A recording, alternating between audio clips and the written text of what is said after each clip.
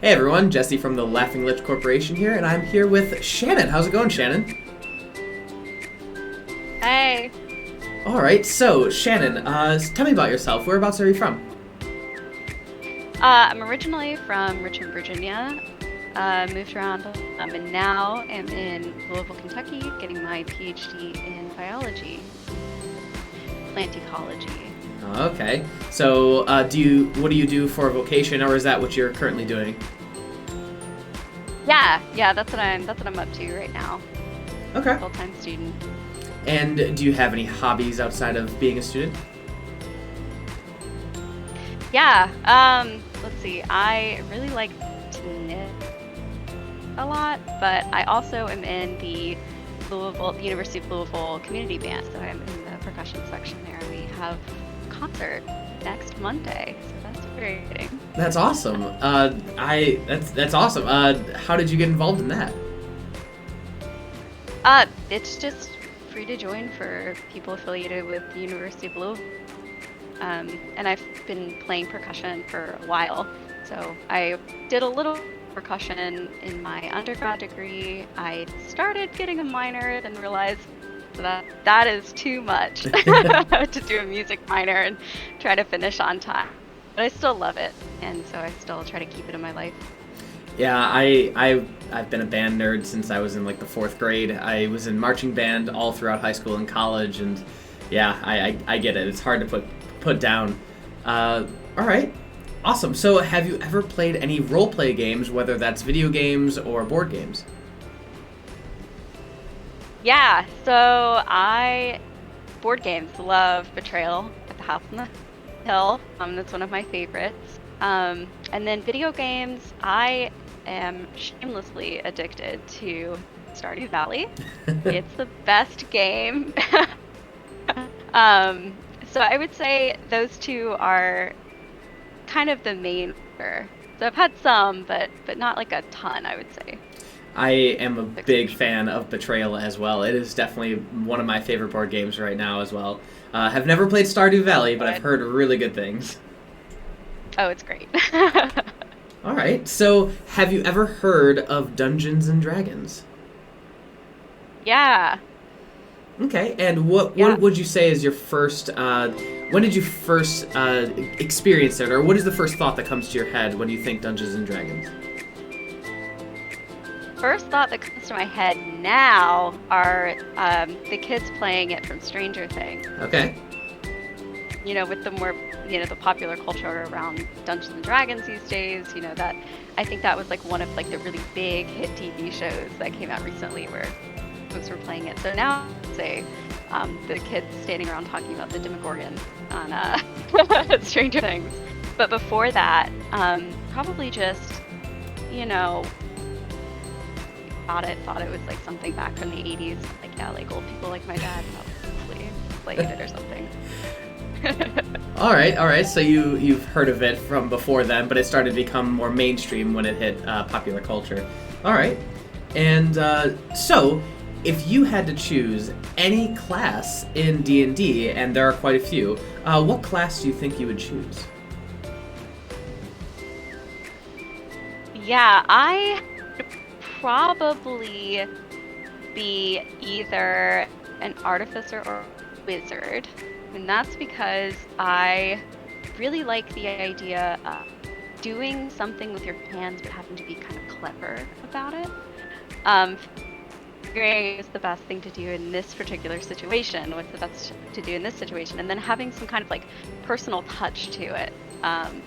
And then also like the idea that you have to really do study and know what you're actually doing if you're piecing something together, or if you have to pull a spell out of your hat, your wizard hat, to which one to do. Okay, so you definitely want the utility of being able to do that, and also the work ethic of just studying hard and figuring things out as you go. All right, so and then if you had to choose a race, what kind of a race would you choose? Would you choose more traditional, like elf, gnome, halfling, human, orc, dwarf, or more non-traditional, like a tabaxi, which is like a catfolk, or a Goliath, or Herangong, or Owlin? Um, I think I would probably choose maybe a human or home or something, someone who's like kind of fun loving and is kind of going to be there doing their own thing. Still obviously somebody who has a work ethic, also isn't going to take themselves completely seriously all the time. Okay. Awesome. And so, what would your character's hobbies be? So you're a wizard or an artificer, and you're constantly studying and doing all these things. But what would they do in their spare time when they're not studying? Oh, it would have been some really fun hobby, probably off the wall, off the wall hobby that they really have to keep using their brain to do, but it's probably pretty different from what they have to do normally during the day. Okay.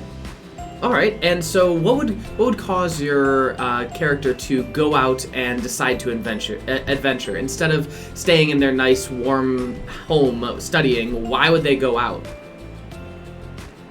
I think to probably better themselves. I think, when you are thinking about this character and you're thinking like to study, but they also like want to, expand their minds, there's only so much you can get from a book. And I think the next step in kind of the growth that they feel that they need would be to go out and actually do something with the knowledge that they've gained and put it to use and see how many applications it has when it doesn't, and figure out kind of where they fit in the grander scheme of things.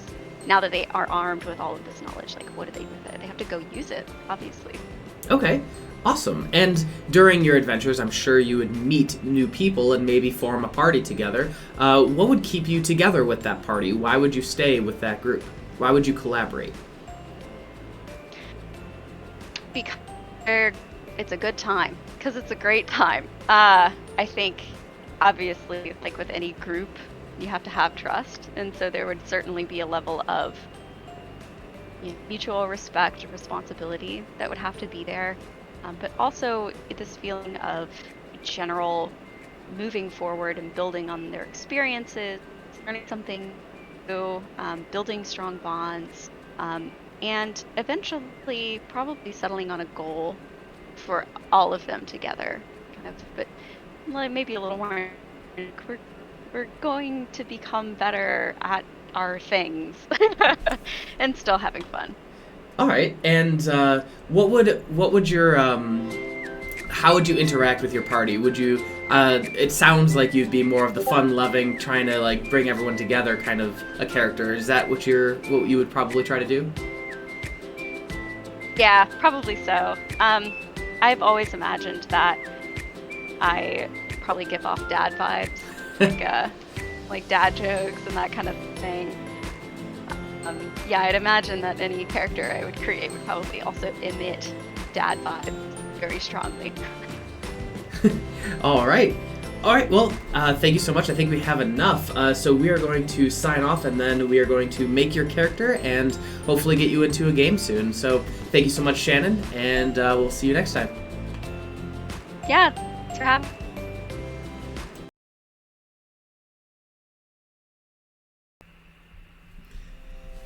Hello, Shannon, once again. How are you? Hey, doing well. Happy to be back. Excellent. So we played a game, and so I wanted to ask you a few questions and see what you thought. So what was your overall impression of the game?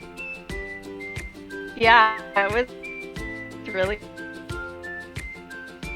I feel like as a, I don't know, it's like a PhD student who's like in science, I get to like exercise the really creative part of my brain. I mean, like I knit, but like come on, same.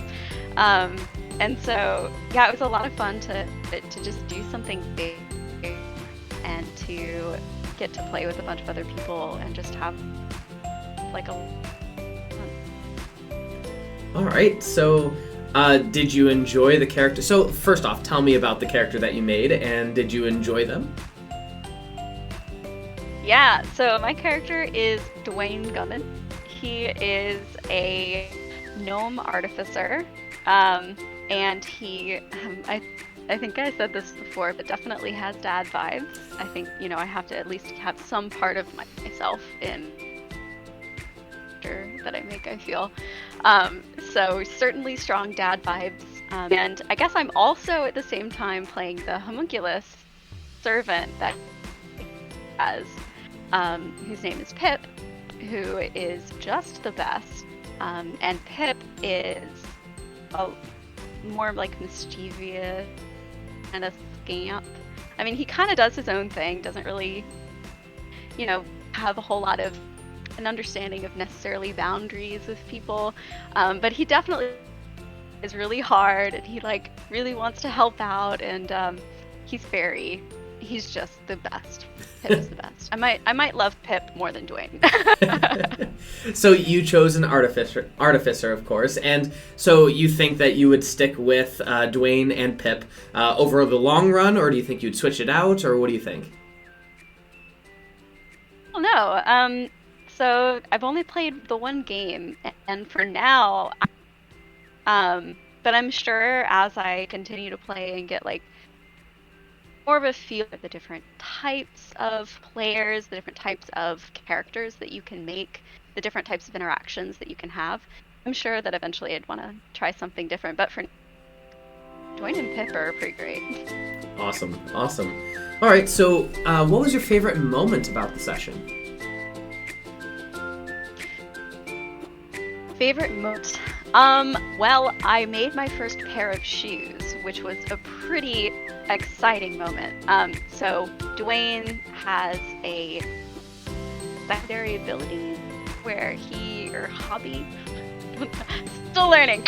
He's a cobbler, and so he makes shoes, and so he learned how to make glorious fur boots because the setting right now is in a very snowy area, and so he learned how to make fur boots, and it was a whole, I would almost call it side quest level endeavor to make to make these shoes, but it was a great accomplishment, and with the scraps made a hat, which is phenomenal. So now Pip has a glorious hat, and I have glorious fur boots. Yeah, you did say during your last your interview that you wanted to do something really out there as a hobby, and being a cobbler is definitely not one that it's not a hobby that a character has normally, but it was an excellent moment in the session, that's for sure. So, who would you say was your favorite NPC during the session? Favorite NPC? Probably.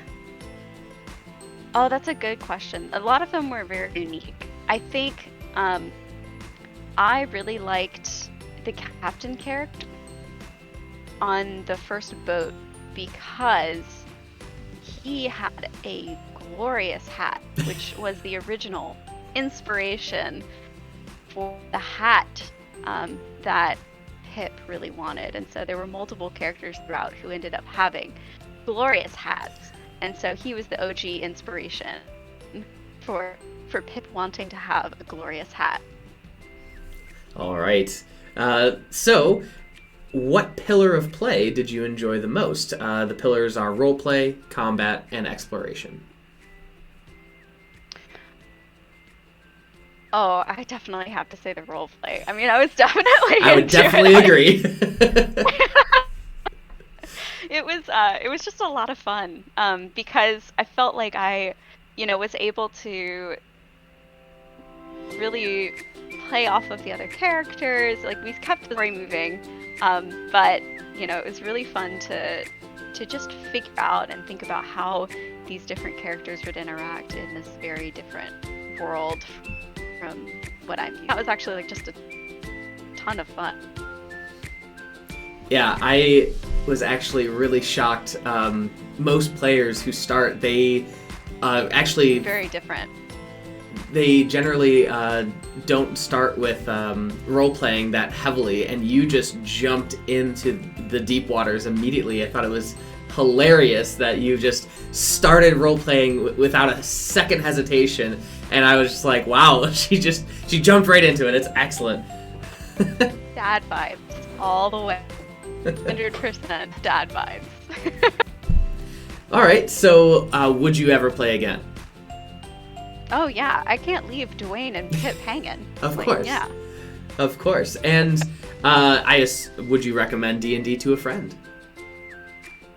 Oh, absolutely. Yeah, it was a lot of fun. And I really think having a game with some friends is just really fun that you can do for like a game night or something like, which I already love game nights. Also, if you love game nights, like you're probably prime audience for getting it together. But it was a ton of fun, and I would highly recommend something like this to other folks. Okay. And if you had to describe D&D to your friends in order to sell it to them, how would you describe it? That's a really good question because my partner is vehemently against role-playing games. Oh. So if I were talking to my partner, I would tell him that it's very fun and creative, but it doesn't to be all pressure on you. It's about working with other people, and so you can, whatever level to which you want to play is like fine, depending on a group probably.